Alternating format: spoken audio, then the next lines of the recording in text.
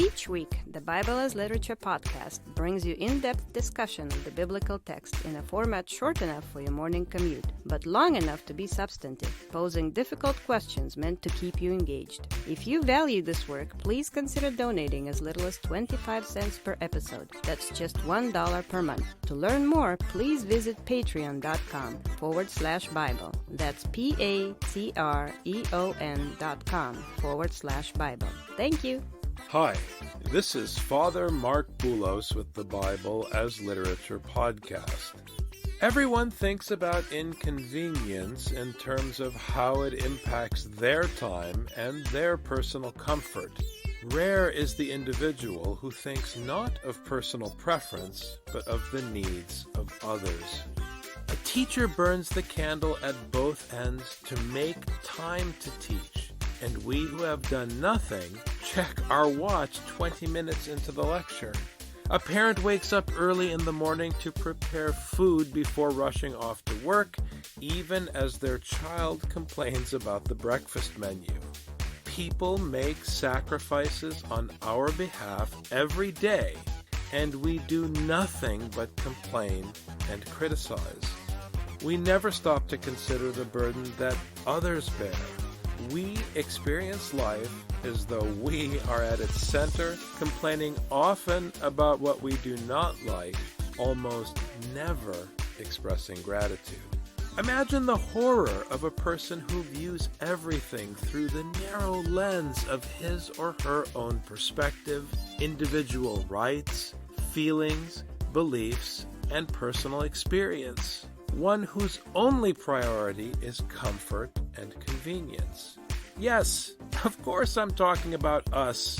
Thankfully, in the face of our self-obsessed, self-serving, neurotic, consumerized individualism, the story of Jonah shows the path out of our calamity, providing us with a perfect example. However, in order to heed the story's wise advice, we must ignore this example, clinging instead to the teaching it carries. Richard and I discuss Jonah chapter 4, verses 1 through 5. You're listening to the Bible as Literature.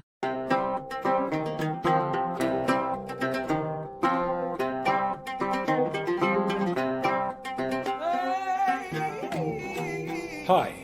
This is Father Mark Boulos. And this is Dr. Richard Benton. And you are listening to episode 218 of the Bible as Literature podcast. So we've quickly reached Jonah chapter 4. And now we get to see just exactly how Jonah's priorities are misaligned with the Lord's priorities. And more importantly, how having the incorrect priority can lead someone literally and figuratively down the wrong path. The priority in Jonah is the mission of the word. First of all, Jonah's problem is he can't see past the end of his nose. He thinks if there's a problem, if something is inconveniencing him, he's got a problem and he gets angry at everybody. Jonah thinks it's all about him. Just like the disciples in Mark, he doesn't understand that the whole point is to sow the word. That's why he tries to get out of sowing the word. And even after he sowed the word, he thinks that it was a waste of time. Which makes the point about the irrelevance of the preacher even more poignant, because despite himself, he pronounced the words. He brought the word to the Ninevites, and then the word did its own thing, and it didn't matter that Jonah didn't understand. It didn't matter that Jonah was rebellious. None of it mattered. He brought the word to the sailors without even meaning to. He thought he was going to avoid preaching by getting on the boat, and unfortunately, he ended up preaching against his will. So Jonah thinks he wasted his time because he did not understand what he was doing, but that does not matter because God understood what he was doing, so the mission was accomplished. But it greatly displeased Jonah, and he became angry. Imagine being angry because the Lord sent you to read something, you read it, it achieved what the Lord wanted, but not what you wanted because you have a different priority, and now you're upset? What is he upset about, Richard? He was angry with a great anger, the way it's read in Hebrew. And what's funny is that also the great anger can also be understood as great evil. It's the same word. So it's even funnier that way because he was angry with great evil. God repented of the evil, which we had before, and now Jonah is angry with a great evil. The author is playing with this idea of evil. They repented from their evil, so God repented of the evil he was going to do. But that only stirred up the evil in Jonah, who was angry because they weren't punished for the evil and that God turned away his evil. And you can only pick this up if you read the Hebrew, but you can hear how this all comes together. He prayed to the Lord and said, "Please, Lord, was not this what I said while I was still in my own country? Therefore, in order to forestall this, I fled to Tarshish, for I knew that you are a gracious and compassionate God, slow to anger and abundant in loving kindness, and one who relents concerning calamity." Again, he unwittingly is preaching Scripture. Now, we said about the sailors that they had to decide whether they were going to go with the word or with the speaker. Here Jonah says, "Was this not my word?" He says, "My word. Was this not my word?" The fact that Jonah recognizes that he speaks his own word shows the hypocrisy of Jonah and how there is Jonah's word versus the Lord's word. And this is how the author really plays up this tension between Jonah, the despicable guy, and the bearer of the word of the Lord. It's also interesting that Jonah, the despicable guy, and the carrier of the beautiful word, that this Jonah made that task very difficult for God. Remember, he rebelled against the Lord's mission, tried to go his own way, tried to run away from his assigned task. The Lord had to intervene, force him off the boat, capture him with the fish, drag him all the way back across the map, and deposit him on the land while Jonah was saying this prayer that from the perspective of the word, which was pushing him back on track, was tiresome noise, to be honest, if you look at the context of the story. But in Jonah's mind, he was being forgiven because of his very eloquent prayer. So Jonah is stepping on the shore thinking, "The Lord save me," when in fact, he's stepping on the shore because the Lord had to spend extra time to get him to do his original task. And now, when he completes the task, he's upset that the Lord is wasting his time. Who is wasting whose time? It depends on what your priorities are. If your priority is the word, then you're not worried about your time or what you think or what you say. So here this hits not just against the preacher and the minister, but it hits against the faithful in the assembly. What is it that is more important than the word of God? According to Jonah, it's my word. And then Jonah follows it up with, "I told you so." Why would you check your watch during Bible study?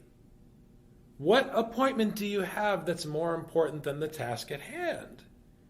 It's a very powerful metaphor, and the hypocrisy is just beautiful.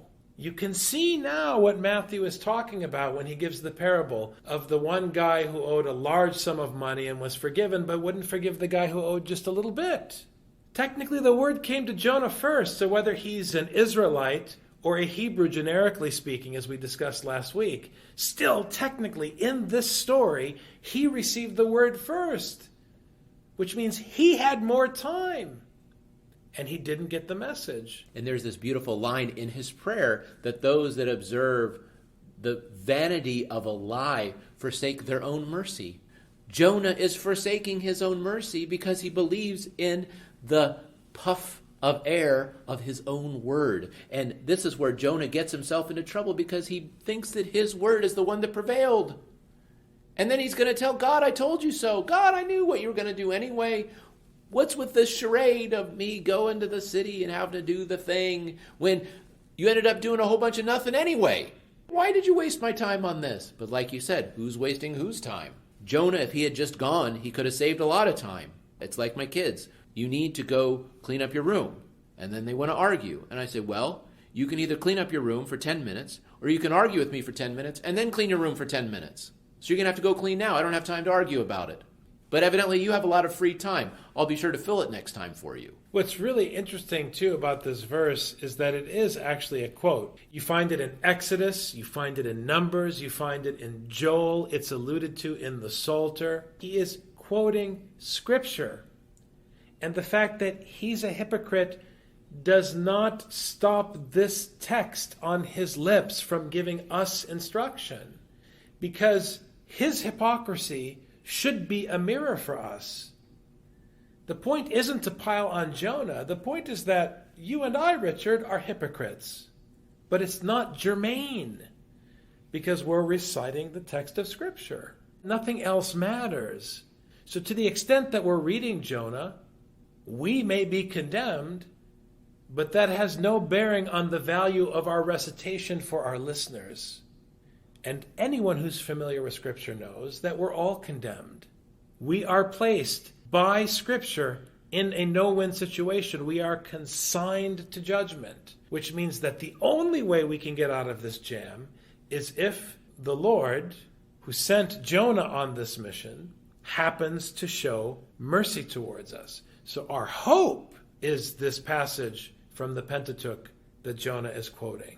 Do we understand that from the book of Jonah, that this is our only hope, that the Lord is gracious and compassionate, slow to anger, and abundant in loving kindness, that he is one who relents concerning calamity, or one might say, concerning our evil deeds?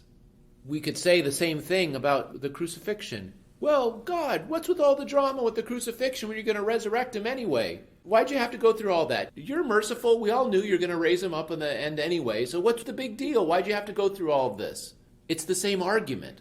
There's a reason why you have to go through this. People want to complain about how God treats them.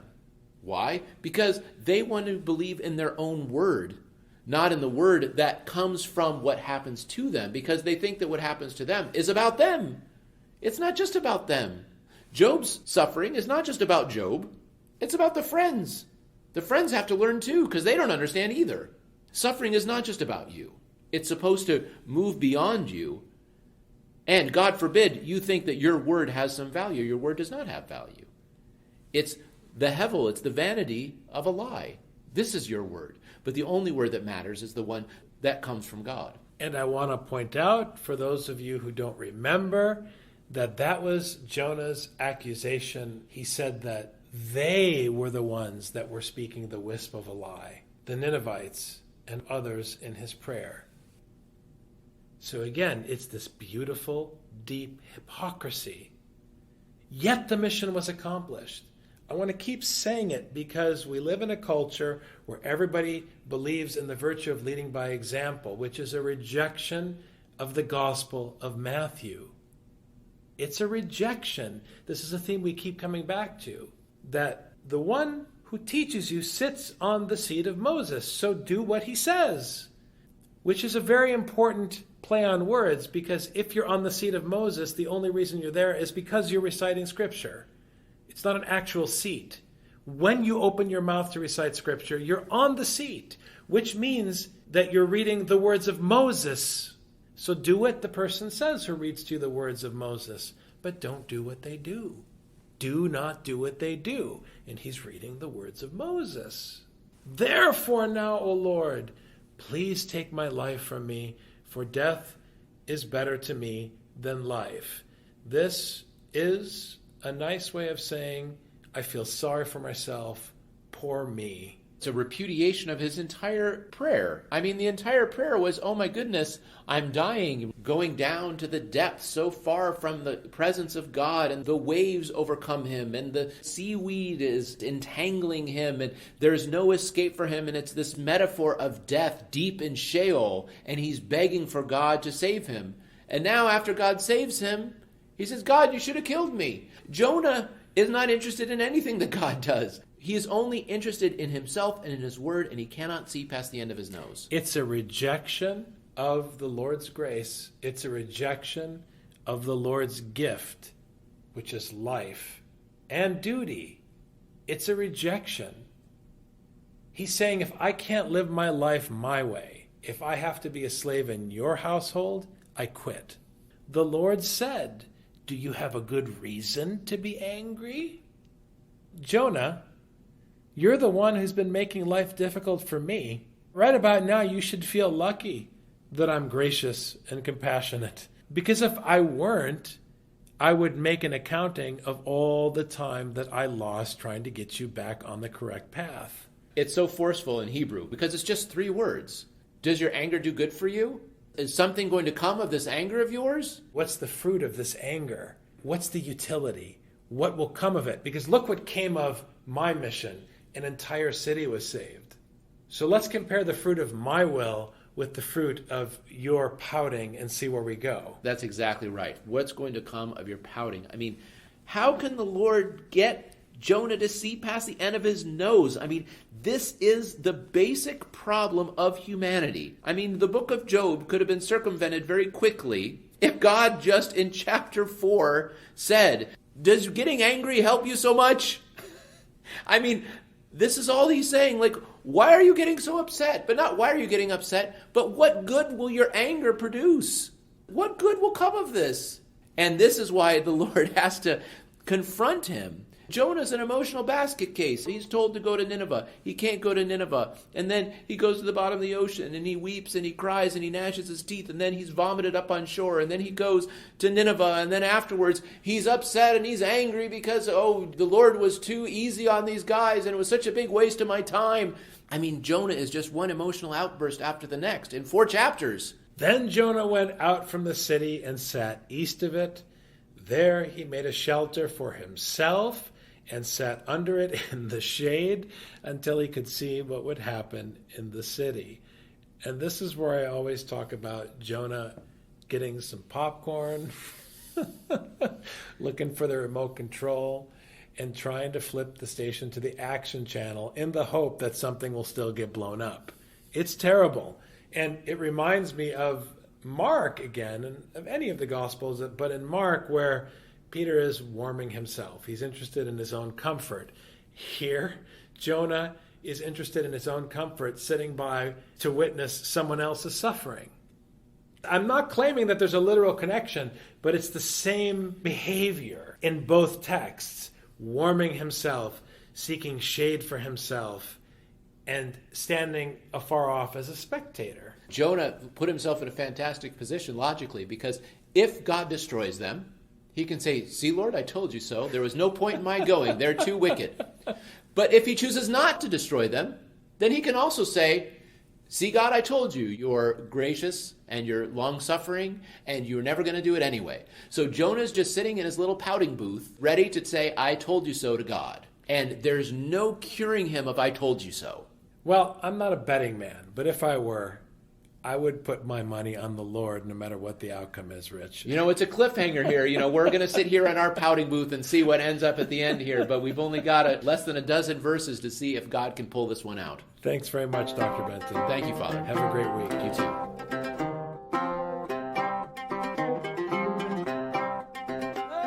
You've just heard the Bible as literature. Thanks for listening. The Bible as Literature is a production of the Ephesus School Network.